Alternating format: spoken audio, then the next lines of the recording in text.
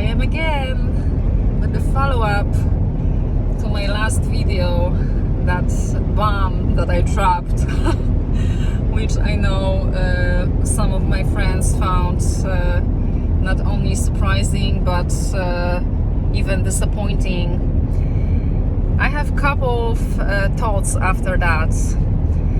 First of all, I am bothered by the fact that a couple of my friends who I care about deeply might have received this video in a bad way, and the friends that I have on mind are particular friends. Those are friends from the gay community, and I think that we didn't talk about it, but I think that they might have looked at me as a radical or somebody who's against them, which couldn't be more far from the truth. And also, it's not being talked about that much, but Trump has also fought to end death penalty for gay people in different countries, right? If you look up this information, you'll find it, and I think this should be also brought to people's attention more often. So yes, as I said it before, there's a lot of misinformation, but I also find it fascinating recently as I follow Trump, and I started following him in 2020, is that he is such a package. If you don't know him, he might come across as just a brown, boring box,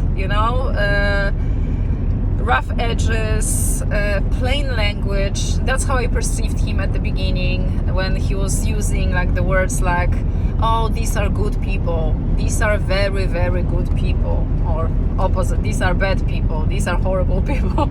I remember thinking he uses the language of a child in the kindergarten.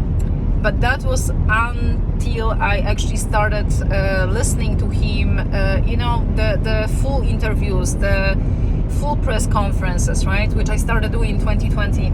And I need to tell you, the more I follow Trump these days, the more fascinated I am by his knowledge. He's got such a knowledge. I'm blown away. The geopolitical stuff, he's so aware of the things going on in the world, and he does not use the language to make himself sound smart. He uses plain language to describe very complex things that he knows about, and I respect that. I need to say, he's clear, he is easy to understand, even though he's talking about really advanced stuff. So that's one of the things. But I also find it fascinating when I listen to his interviews from years ago. I recently listened to the interview that he did on Rosen Bar. Is that her name? There was this interview in the restaurant in New York, Tavern on the Green. That was in 1995, if I'm not mistaken. And then another one he did was 36 years ago. And he is so incredibly consistent over the decades. His message then is same exact message as it is right now. When I listen to those interviews from years ago, he's not only using the same language, but he's talking about the same things that are important for him, right? For the America to prosper, for the people to prosper, for the countries not to abuse America, right, economically. And really, the way he talks then, and also the different arguments that he's using then, it's so consistent I really, again, I respect people that consistent. That shows their character. They're not, changing. Today I'm for that, and tomorrow I'm for something different. You can trust those people. Obviously, his record also shows that you can trust him. But what I also find fascinating about him is not only he's so good at executing things, right? Because he's been building, those buildings. He was in the construction and real estate for years.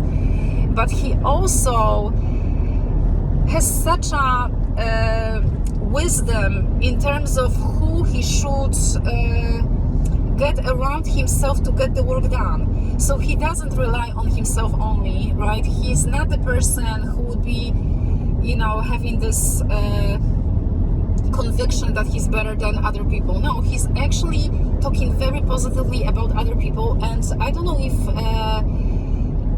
people know, but it was mentioned somewhere that what he does right now, by gathering those very smart people, he's really managed to get such smart people around himself right now, right? Robert Kennedy, that brings so much hope right now. Their partnership, for health and for supervision and oversight over the food industry and the pharmaceutical industry. It's really very optimistic and very hopeful. So that's amazing. But also him partnering with Elon Musk, right? And wanting for him to oversee this agency, the efficiency agency. This is amazing.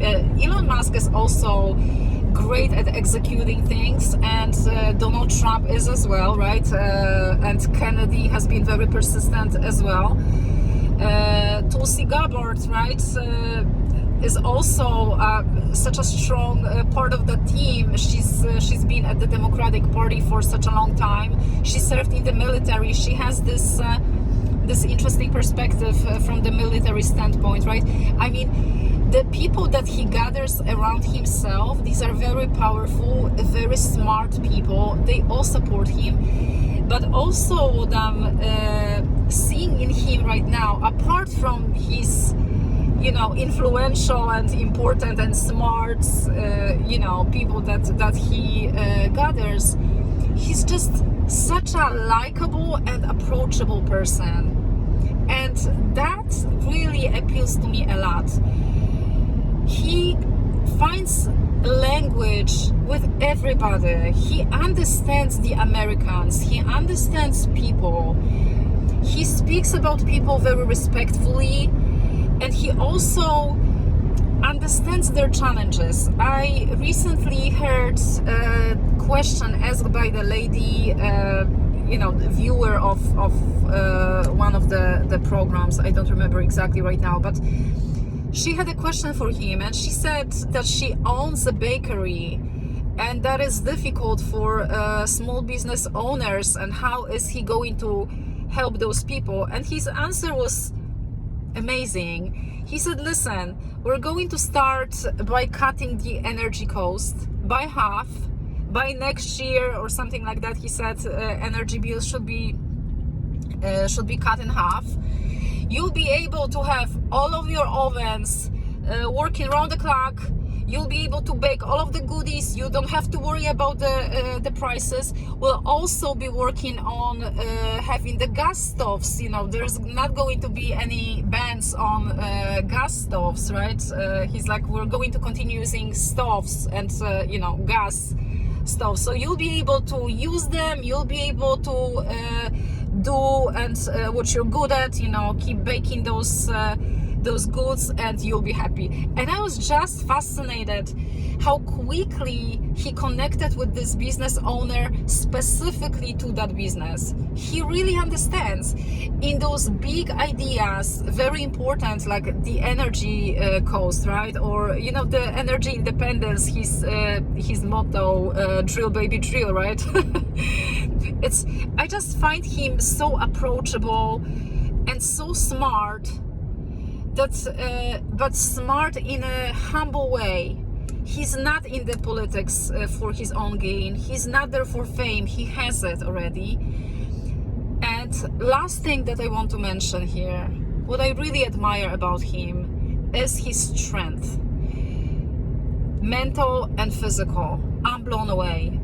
When I posted that little video in my little group of friends, I already felt kind of like attacked by a couple of people, not maybe directly, but still, I knew that it might not be well received, and that doesn't make you feel good, right? And especially that I was very direct in my message, and a couple of people responded, in defense of their opinions, and that just showed me I'm speaking in such a micro perspective. He's been attacked on every level possible by every person possible. He's been investigated. He's been in the daylight his whole life, his whole family, and he's staying strong throughout all of that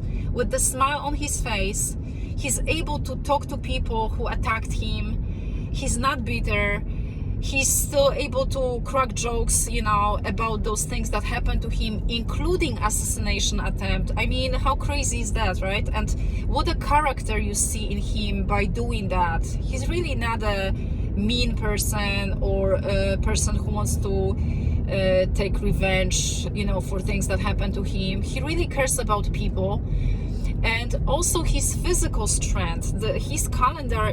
I follow what he's doing right now, and I'm just blown away. One evening he's at this dinner by, late at night, and then following morning there is an interview posted already from that day, which is like an hour-long interview, and then he gives speech, and then he goes to this rally, and I mean, he's all over the place, right? He finds time to stop at the barber shop and talks to those guys over there like they're his friends, and then he goes to the hurricane, to assess. He really knows what he's talking about. He understands the borders, he understands the cities, he understands the political the system, the background, the people there, the dynamics there, the economic aspects, obviously he understands, and all of the geopolitical, in the world. I am really, when I follow him right now, I feel like I'm unpacking a box, and there's something else and something else and something else, and even though I like this box since 2020, I'm just finding so many more inside of that box that I didn't have a clue existed. So what I would like to ask of whoever doesn't agree with me on that, did you watch anything from Trump, at length, like more than 2 minutes? And if not, would you be willing to do that? Like pick a random interview of his from years ago or now. Like, I'm not even suggesting watch this one or that one because this one was particularly good. No, I find all of his interviews good. Like, really, I just find him so likable and so smart. In a simple, he's relaying the messages in a simple way, but the message really is deep. So I would really like to ask you, if you haven't, please give him a shot and just listen for yourself and judge for yourself, because this guy is really, I saw this clip today. Somebody in Florida posted this banner which says, huge banner on the building. I saw it a couple of weeks ago, and I saw it again today. Huge banner. I don't know how long in length it was, and it said legend, bulletproof. You missed. Meaning you missed after trying to assassinate him, right? And you know what? I thought about it, and I do find him to be a legend. He is a living legend. I really find Trump a living legend. And believe me, I would never ever think that I will be recording a video to promote Trump. This is craziness, but I feel like doing that because I really feel that if he wins, and I hope it's not a question of if but when we all will benefit. We will all benefit from that. Nobody will regret that. So fingers crossed. Okay, bye.